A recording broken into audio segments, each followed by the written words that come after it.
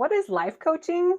I'm Barbara Zinda with Better Together Life Coaching, and I want to talk today just about what life coaching can do for someone. Okay, so therapy is different than coaching. You form a relationship with a therapist, and they help you kind of unravel a bunch of stuff from childhood or work on an issue that's happening in your life right now. But usually it's a long term situation. Life coaching can come and meet you where you're at and help you get to where you want to go. Sometimes you're stuck in feelings of grief and depression, disappointment. Any of those sound familiar? We all go through it. And it can take you from that place to getting unstuck and refocused on life. That's why it's called life coaching. It can help with all areas of your life, whatever's important to you. And when you're looking for a coach, looking for someone who's been through similar experiences is helpful. It's not necessary because a good coach can meet you where you're at and get you to where you want to go by using some really strong, powerful coaching techniques. I've learned a lot of them over the years. I spent most of my life working for a large bank, Fortune 500 company, and I learned coaching. I learned individuals, like how to pull out the best of people and be a leader and deal with change, right? All of the corporate stuff that we learn. Helpful, very helpful. In life coaching, my specialty, who I'm attracting as clients, has been empty nesters because that was the toughest time of my life. It was right in the middle of a pandemic. You might know something about that. And so much change was birthed in my life through the process of becoming an empty nester. I went from this busy, loud, house full of boys. They'd have their friends over all the time. There were dirty socks everywhere. It was a big meal to cook and then leftovers that were gone the next day, um, to a very quiet experience. And because of the pandemic, we were isolated. I was isolated. I worked from home and I didn't see a human being for weeks on end. It was quite a transition. But what it did is it helped me to get connected with others in a new way through a program called Rooted. If you want to look that up, highly recommend Rooted. Um, but it plugged me back into people. It plugged me back into my purpose. It gave me a relationship with God that I didn't have before.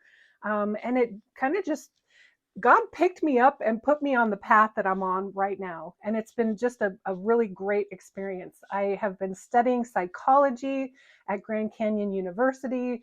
It's phenomenal to understand why we do the things we do, right?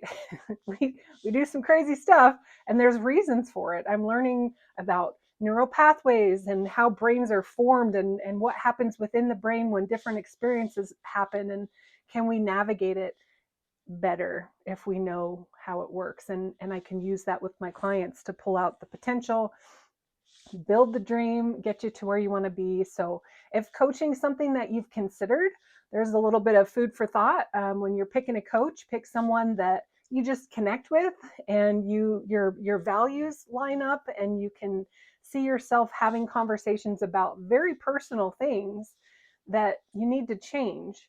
The first step is connecting and saying it out loud. What do you want?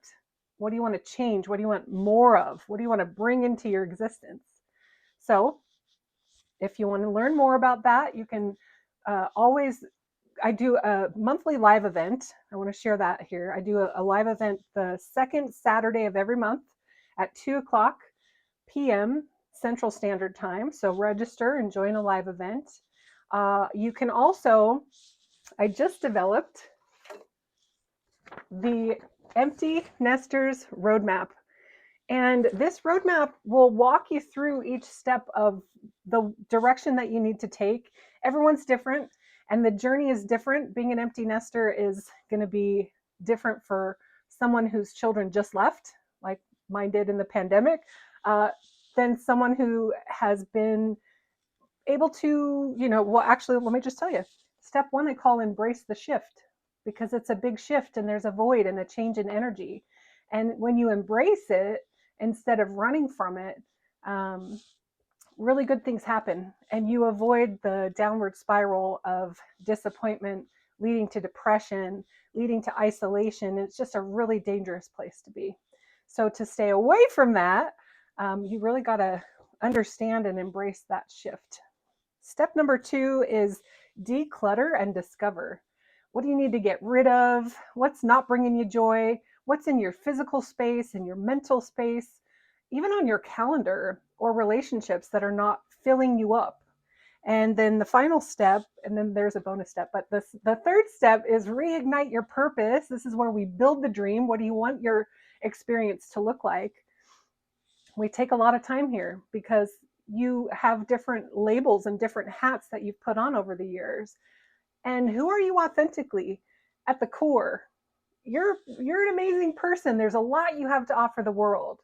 And so we tap into that, how to be authentically you and be in the moment, be grateful, be full of gratitude. And then the bonus step is navigating relationships with your adult children. And this is not in the roadmap yet, but it's coming in a future version. But if you want to get that free PDF roadmap for empty nesters, you can find that on my website, as well as schedule a time to meet personally. And you can find that at bettertogetherlifecoaching.fun. I'm Barbara Zinda, and remember, we are so much better together. Have a great day, everyone.